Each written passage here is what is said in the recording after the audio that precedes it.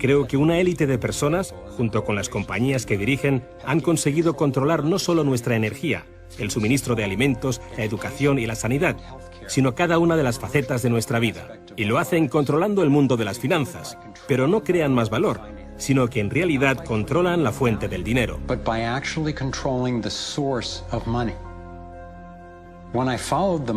Cuando seguía el dinero, vi que me arrastraba a la cima de una pirámide. Aquí estamos en la base de la pirámide con nuestro día a día. Por encima de nosotros está el gobierno, personas a las que se les ha otorgado un monopolio de poder y lo usan para imponernos impuestos y controlarnos, estemos de acuerdo o no. Pero ¿quiénes los controlan a ellos? En el siguiente nivel nos encontramos a las compañías. Muchas personas opinan que hoy en día son ellas las que gobiernan el mundo, y no los estados nacionales, y lo denominan corporatocracia. Para conseguir los recursos mundiales y controlar los mercados, esta corporatocracia debe tener acceso a dinero barato. Las grandes corporaciones obtienen sus préstamos a un interés especial de los grandes bancos. Lo que significa que aquellos que controlan los grandes bancos, la élite adinerada, son los que en realidad controlan las corporaciones. Mientras seguía el dinero me di cuenta de que casi todas las ideas que tenía acerca del capital no son ciertas. Es curioso el hecho de que nos planteamos muy pocas preguntas sobre cosas cotidianas, como por ejemplo, cuando vamos a un banco y pedimos un préstamo de, digamos, $50.000 o 50.000 libras. ¿Qué pasa en realidad? Veamos. Muchas personas viven la vida basándose en unas ideas que se alejan mucho de la realidad. Lo que en realidad pasa es que si pides 50.000 libras, escriben que en tu cuenta hay 50.000 libras. Eso es todo lo que hacen. No acuñan monedas ni imprimen billetes. No recurren a ningún metal precioso. Simplemente escriben en una pantalla de ordenador que tu cuenta tiene 50.000 libras. Desde ese momento empiezas a pagar intereses sobre una cantidad de dinero que nunca ha existido, que no existe y que no existirá. Resulta que los bancos prestan unas 9 veces más dinero que la cantidad que en realidad guardan en sus cámaras. Y esto es posible gracias al préstamo conocido como reserva fraccionaria. Funciona de la siguiente manera. A la Reserva Federal, o al Banco Central de cualquier país, se le permite determinar la cantidad de dinero que un banco debe tener en sus reservas. En los Estados Unidos, ahora mismo es más o menos un 10%. Así que si depositas $10.000 en el banco separa el 10%, es decir, $1.000, y luego opera en el mercado con el resto. Por ejemplo, ahora llega otra persona al banco y pide un préstamo de $9.000 para comprarse un coche. En ese momento, el banco presta $9.000 del depósito que tú habías creado. Los $9.000 desaparecen. Entonces, la persona que solicita el préstamo paga al vendedor del coche y éste ingresa la cantidad en otro banco que forma parte del mismo sistema bancario central. Estos $9.000 se consideran un nuevo depósito y así continúa el proceso sucesivamente. El dinero se vuelve a depositar y se vuelve a prestar hasta que el depósito inicial de $10.000 se convierte en $100.000. El sistema bancario acaba de crear $90.000 simplemente prestando el dinero. Bajo este esquema de reserva fraccionaria, inevitablemente nos hemos convertido en esclavos de la deuda de una élite financiera que nos gobierna. No porque sean mejores o más inteligentes que nosotros, sino porque han manipulado el sistema para beneficiarse de una gran parte de la gente de este planeta. Catherine Austin Fitts es experta en este tema. Fue ayudante del Departamento de Vivienda y Desarrollo Urbano de Estados Unidos bajo el mandato del presidente George Bush Sr. y luego asesora de la administración de Clinton. Imaginemos el juego del Monopoly. Ahora quieres comprar el Paseo del Prado. Lo que puedo hacer continuamente es imprimir dinero, darme más y más dinero, disminuir el valor de tu moneda al imprimir cada vez más. Da igual lo duro que estés trabajando o el éxito que tengas. Al final, siempre te puedo comprar y no me cuesta nada. Pero ¿cómo se explica que si vosotros o yo mismo fabricamos billetes, se nos acuse de falsificación? Pero si lo hacen los bancos, entonces sea un incremento de la masa monetaria. ¿Cómo han conseguido los bancos este poder? Esto es Jekyll Island, donde en 1910, representantes de los Rockefeller, los Rothschild, los Morgan y otros banqueros privados se reunieron en secreto para preparar la legislación que crearía la Reserva Federal. Ed Griffin se encargó literalmente de escribir un libro sobre lo que pasó en Jekyll Island. Los bancos centrales son como carteles bancarios, quienes se han asociado con los respectivos gobiernos de los países donde operan y se les ha otorgado un poder monopolístico sobre la creación del suministro monetario del país. Eso fue lo que los políticos les ofrecieron como regalo, se podría decir, a cambio de la asociación. Y a cambio, ¿qué ofrecen los banqueros a los políticos? Les prometen crear dinero de la nada, ahora que tienen esa potestad para hacerlo cada vez que el gobierno lo necesite. Y desde 2008 hemos presenciado la mayor impresión de dinero falso de la historia.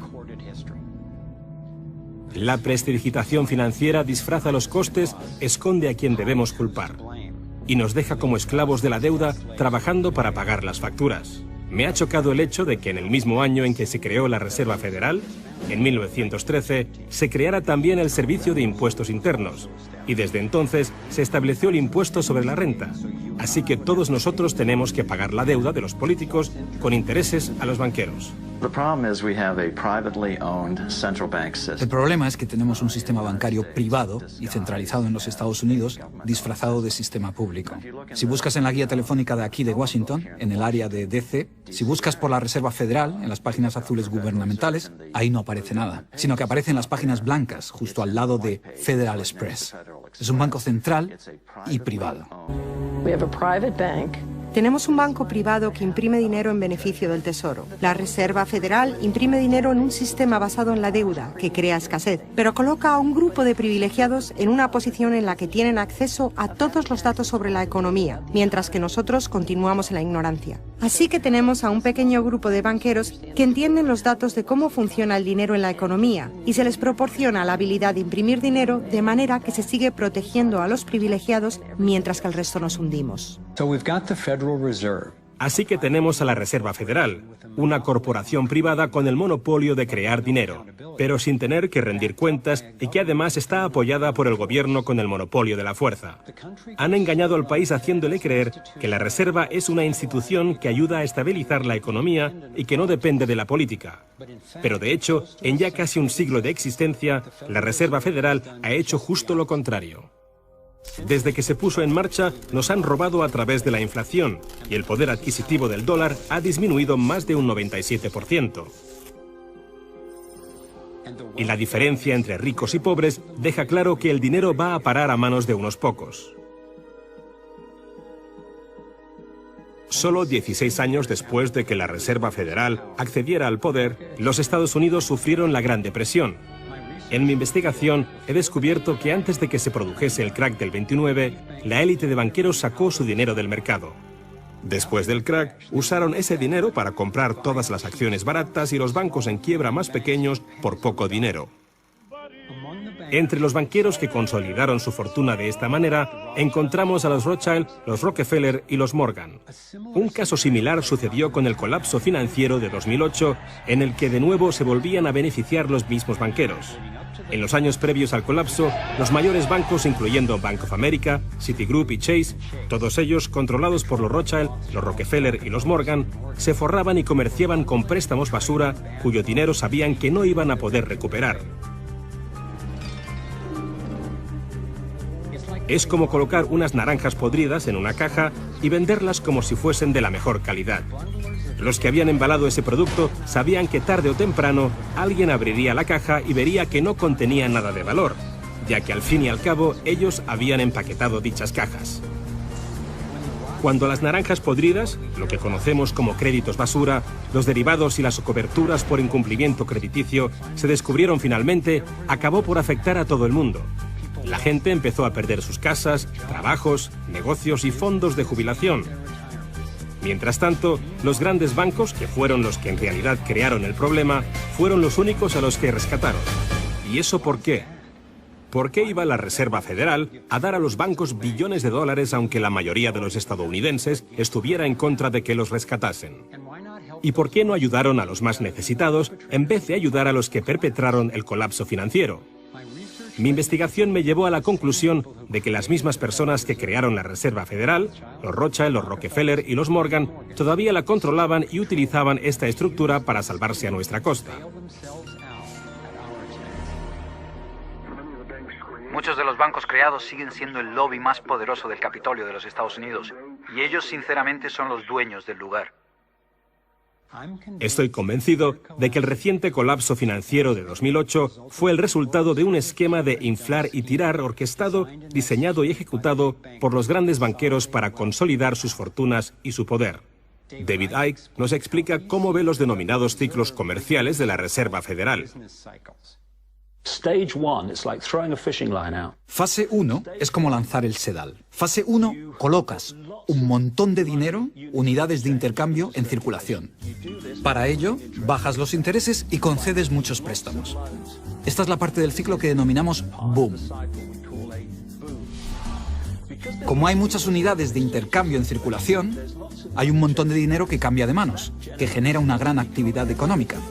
Eso genera empleo y como se gasta más y más dinero, aumenta la demanda.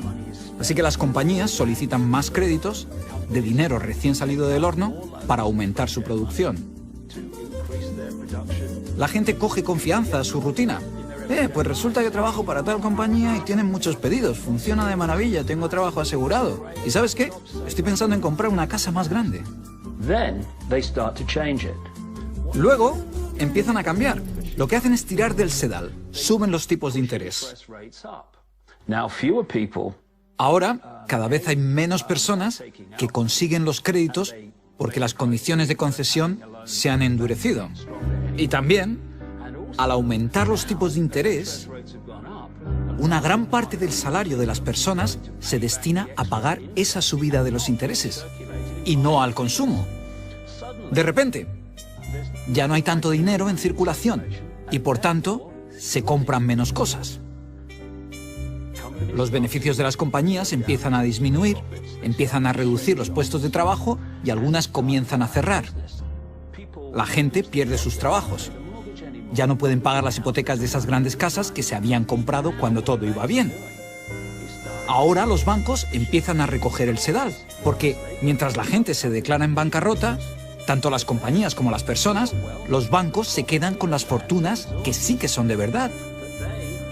Con las propiedades, las tierras, los recursos que habían puesto como aval para que simplemente les prestasen unas cifras que solo aparecían en la pantalla del ordenador. Y llevamos siglos con este ciclo económico de tirar el sedal y recoger, de inyectar una gran cantidad de dinero en circulación, de hacerlos picar. Y lo que se ha hecho en realidad es robar.